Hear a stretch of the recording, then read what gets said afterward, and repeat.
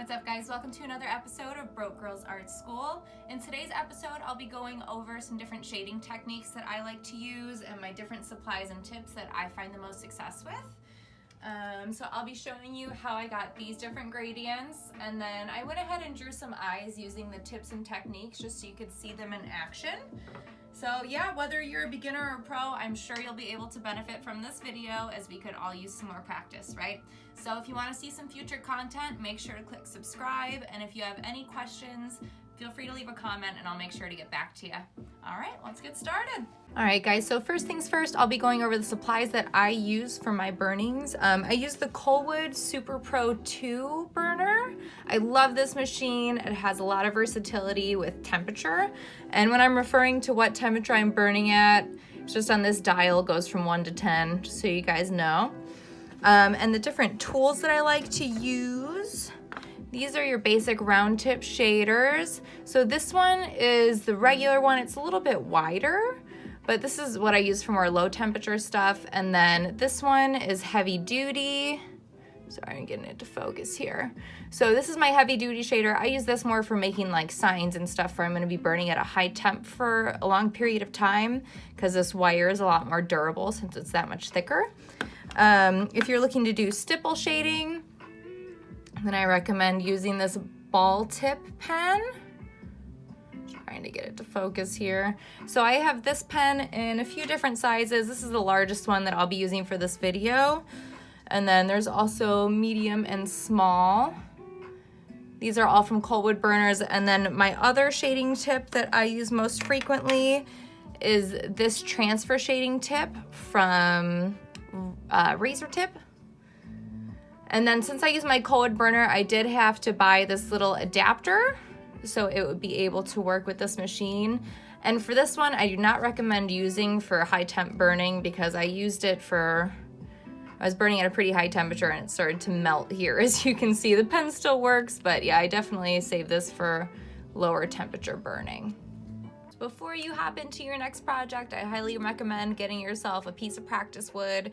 This is basswood that I got from Hobby Lobby. You can get it at most of your local craft stores, but this is my favorite kind of wood to burn on because it's such a light color, you get that much more contrast with it. And then I just drew on a simple grid to go ahead and practice these gradients. All right, so the first tip I will be shading with is this transfer tip from Razor Tip.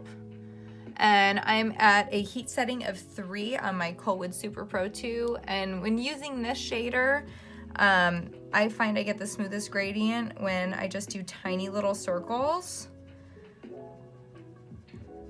Definitely take your time. The slower you burn and the more patience you have, the more smooth shading that you'll get.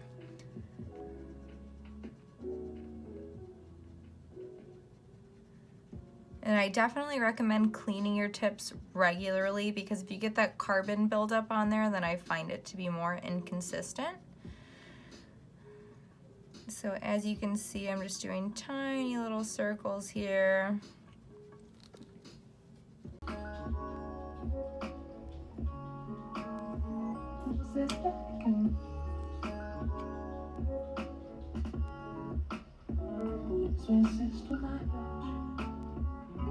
All right, and for this next box, I will be burning at a 4.5 temperature. Same tip, same technique. Like I said, want to make sure you keep your hand moving.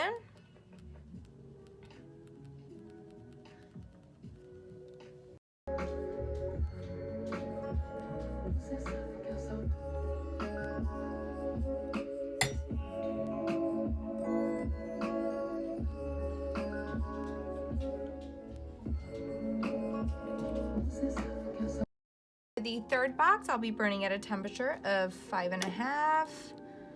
And again, for all of these boxes, you want to keep the same technique, just small little circles. Try to stay at a consistent speed until you get the darkness that you're looking for.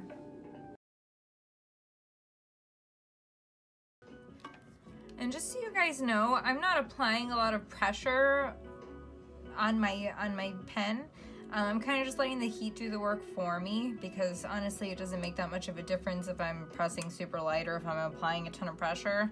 And I feel like you'll ensure more longevity with your tools if you just kind of, use them lightly. It's not necessary to, really try to shove it in.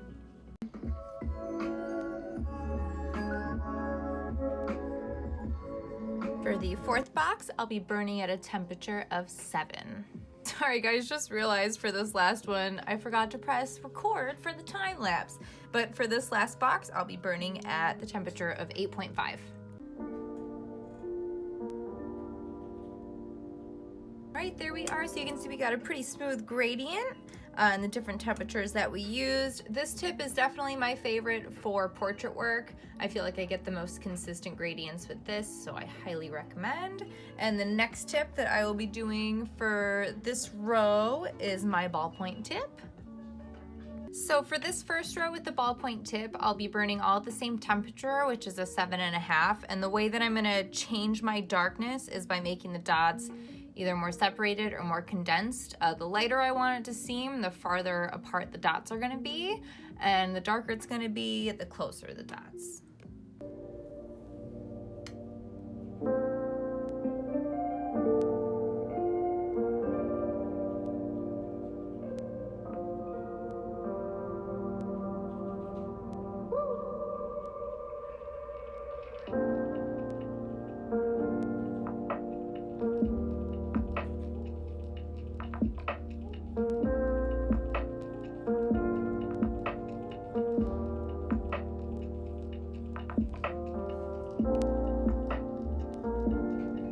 For the second type of ballpoint tip shading, I'll be using a little bit of a smaller tip. This is my medium shader.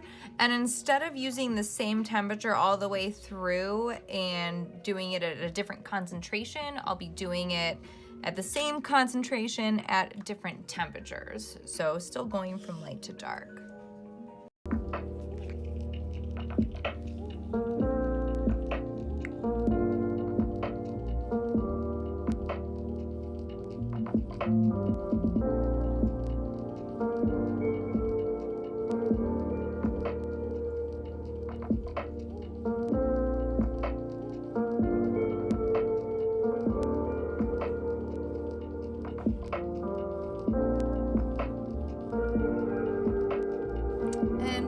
See the real-time speed that I'm going at with these dots. I'm burning at about an 8.5 right now. I pretty much stuck with the same temperatures that I did with this first one. So as you can see, the higher the temperature, the larger the dots have gotten in this row.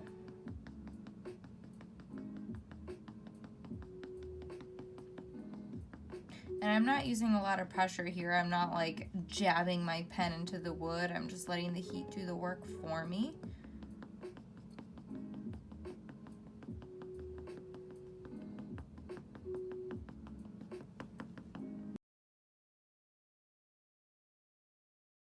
All right, and for this next row, I'll be using my heavy duty round shader. If you were using the regular round shader as well, it'd still be the same technique except for a little bit lesser of a temperature. I'll be going with the same temps that I used in this first row, 3.5, 4.5, 5.5, 7, and 8.5. The first technique I'll be using is, here, let me zoom in a little bit. So for this row, we're just gonna be dragging your shader straight across. Definitely take your time with this. Patience is a virtue, my friends.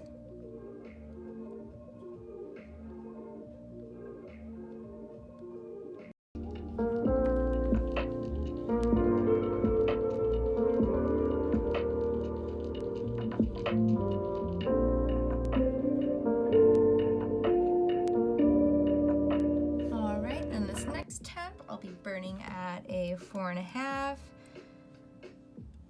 Still using the same technique of just swiping across.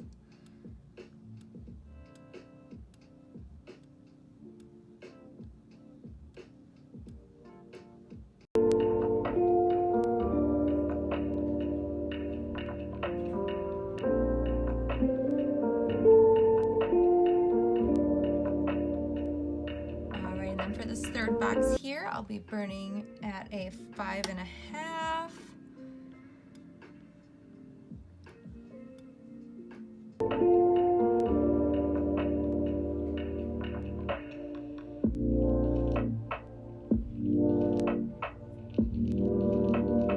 All right, and for this box, I'll have my temperature at a 7 on the dial.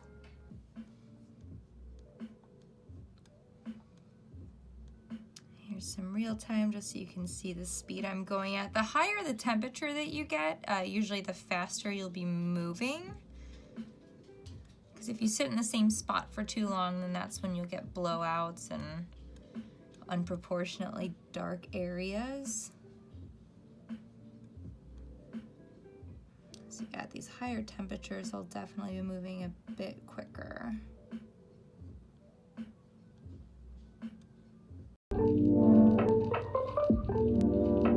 This last box I'll be burning at an 8.5.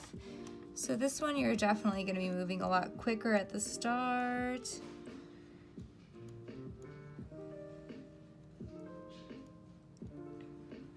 Yeah, the higher the temp you're burning, the faster you're going to be moving. But try to keep as consistent strokes as you can.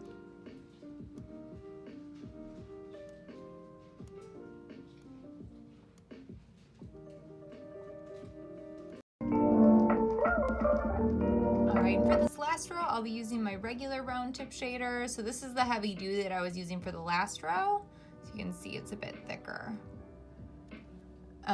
So this one will be doing the same temperatures all the way through. So I'm just gonna leave it on the time lapse, but I'm gonna be doing small circles like I did in the first row rather than the drag across method. So this one will just be tiny little circles going all the way across and then gradually raising the temperature throughout.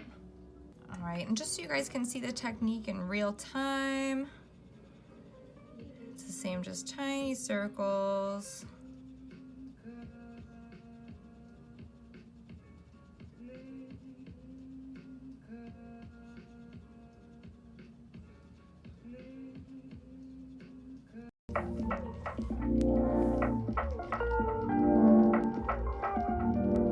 And just a side note, usually when I'm using this shader, it's for like different fur textures. And just so you guys can see, I hiked up the temp a bit, but this is kind of what I usually use it for doing strokes like this. You know, if I was doing like a grouping of fur or hair. And it's good for this kind of motion as well. And I'll make another video in the future of how to kind of get different textures with this. But for now, I just wanted to get a video showing you guys how to get that light to dark smooth gradient. But just so you can see what I usually use this tip. And then I'm gonna hike this temp up into a 4.5.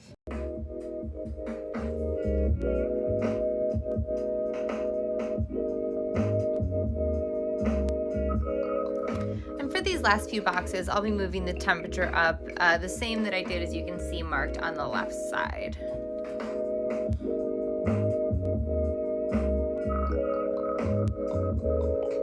So the type of shading that you're going to want to use really just depends on your project and what kind of effect that you're going for. Like I said, for portraits, my favorite tip is this one here, this transfer tip from Razor Tip. So yeah, it really all depends on you and what you're looking for. Next, I'm gonna draw just a couple of different like eyeballs down here and then show you guys what the different kinds of shading look like for that subject. All right, so for this first one, again, we're using the Razor Tip. I like to go in with more of like a mid-tone first and just kind of get that base down before I go in with my heavy darks.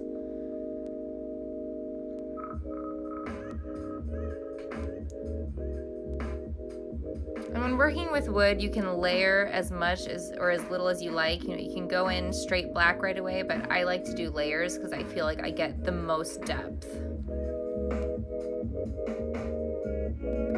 And for this second eye here, using the ballpoint technique, this one is definitely more stylized. It'll still be very readable from a distance, but you don't get quite as much detail. I'd say this is more like a cartoony kind of method to go with. And this third eye that I did, also with the ballpoint, but it's a much smaller ballpoint, so you can get in a lot more detail. So definitely can get some cool effects with stippling and pointillism. It's just, you know, whatever style you're going for and what kind of vibe you want to give off with your art.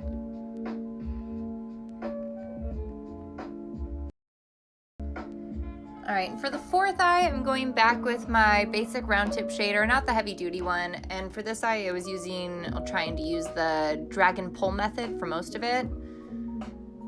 Again, starting with midtones and then working my way darker and darker, just to layer that in there, get the most depth that way.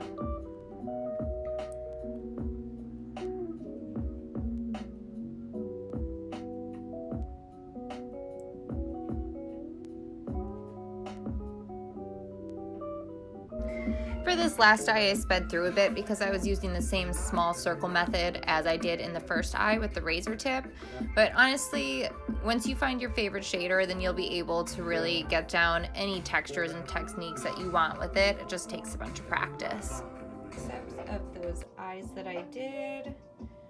And like I said, once you find a shader that really suits you and that you enjoy using the most for your style of art, then you'll be able to use that for just about everything. But I recommend giving everything a try so you can find your favorite method.